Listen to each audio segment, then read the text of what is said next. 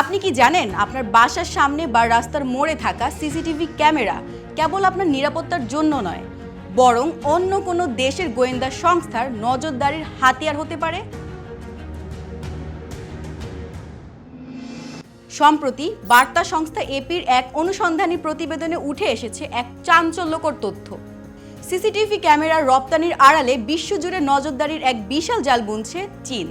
প্রতিবেদনে দাবি করা হয়েছে বিশ্বের অন্তত ১৫০টি দেশে বেইজিং তাদের আধুনিক নজরদারি সিসিটিভি ক্যামেরা রপ্তানি করছে।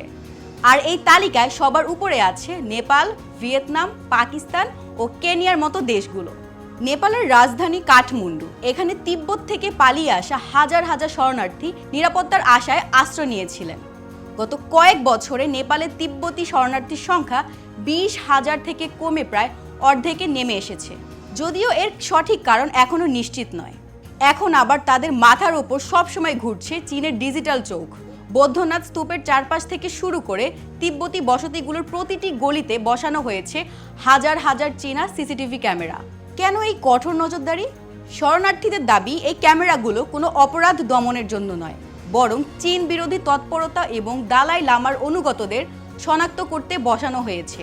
কে কার সাথে মিশছে, কে কার সাথে যোগাযোগ করছে, সব কিছুই এখন বেইজিংয়ের কন্ট্রোল রুমে। বিশেষজ্ঞরা বলছেন, ডেটা অ্যানালাইসিস আর অ্যালগরিদমের মাধ্যমে বেইজিং বিশ্বের বিভিন্ন প্রান্তের মানুষের গতিবিধি নিয়ন্ত্রণ করছে। প্রশ্ন হলো, কেন দেশগুলো এই প্রযুক্তি গ্রহণ করছে? উত্তরটা সহজ। অর্থনৈতিকভাবে দুর্বল দেশগুলো কম খরচে আধুনিক প্রযুক্তি খোঁজে। বিশেষজ্ঞরা সতর্ক করছেন, কম খরচের এই প্রযুক্তিগুলো আসলে বেইজিংয়ের প্রভাব বিস্তারকারী এক ভয়ঙ্কর হাতিয়ার। নিরাপত্তার নামে এই ডিজিটাল প্রযুক্তি কি বিশ্বকে এক নতুন সংকটের দিকে নিয়ে যাচ্ছে? আপনার কি মনে হয়? কমেন্টে লিখে জানান।